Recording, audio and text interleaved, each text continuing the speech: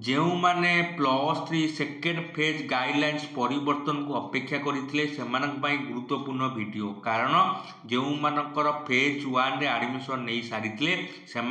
वर्तमान website open होती जहाँकि आपण मानकर पुराना गाइडलाइंस थिला जे जदि आपण माने +3 फेज 1 रे अप्लाई करिथिबे देन आपण +3 फेज 2 रे अप्लाई करि परिबे नाही किंतु वर्तमान आपण माने साम्स वेबसाइट रे निजर लॉगिन पेज ओपन कर सारा पर आपण माने देखि परिबे जे आपण मानक पई आवेदन ऑप्शन शो करूची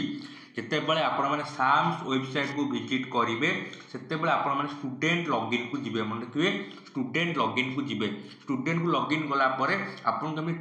3 डॉट बा तीनटा व्हाइट गार मिल जिवो आपण माने कोन करिवे तीनटा व्हाइट गार ऊपर आपण क्लिक करिवे व्हाइट गार आपण क्लिक करसला परे आपण मानु काप अप्लाई ऑप्शन शो करि जिवो जोटा कि देखाउ नथिला मु आपण मानकु उदाहरण स्वरूप जो पिलार अकाउंट नहीं से पिलाटी ऑलरेडी फेज 1 रे अप्लाई कर सारी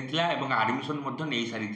किंतु आज जिते से लॉगिन कला से काप अप्लाई ऑप्शन शो कला आपण मैंने काप अप्लाई ऑप्शन शो कले आपण ठीक यही गोटे फॉर्म आपण देखा मिल जाए देखिपे मुझे लाइव कर देखा ठीक यही आप गोटे फॉर्म देखा मिल जाए आपने फॉर्म को ये फिलअप कर दे सारापर फाइनाली जिते आप सबमिट मारे आपण मानकर +3 सेकेंड फेज अप्लाई हो आशा करें आपण मैंने बुझीपारे और वीडियो शेष करने पूर्व आउ गोटे गुरुत्वपूर्ण कथा देखु साम्स वेबसाइट हो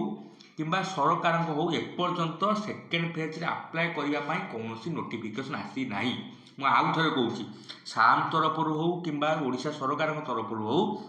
गाइडलाइंस परिवर्तन नहीं कौन भी नोटिफिकेशन कि सूचना ऑफिशियली रिलीज करा जाई नहीं किंतु वेबसाइट रे शो करी गलानी अप्लाई ऑप्शन शो करी गलानी हुए तो मे बी साइड इश्यू थाई पारे कि साइड ग्लिच थाई पारे किंबा जेहेतु बर्तमान राति 9टा पर हो गलानी से मुझे वीडियो कर बर्तमान राति 9:15 मे बी काली सकाळू ऑफिस खोला पर गाइडलाइंस आसीपारे कि आज सकाळे भी अपलोड कर जाई पारे कि आज राति सुधा भी अपलोड कर जाई पारे जदि आपण मानकर गाइडलाइंस आसे जदि सतरे परिवर्तन होइथिबो आपण माने चाहिए +3 सेकेंड फेज पाई जदि आपण माने फेज 1 रे अप्लाई करिथिबे देन आपण माने अप्लाई करि पारिबे आशा करे वीडियोटी आपण मानकु बहुत किछि इन्फॉर्मेटिव हेइथिबो जदि आपण माने निजर अकाउंट देखा चाहते मु डिस्क्रिप्शन बॉक्स रे आपण मानकु वीडियोर एवं अप्लाई लिंक डायरेक्ट लिंक देदेवी आपण माने चाहिए निजे लॉगिन कर देखि पारिबे मु आउ थरे कहूजी मु ए वीडियो जते आपण माने प्रस्तुत करूची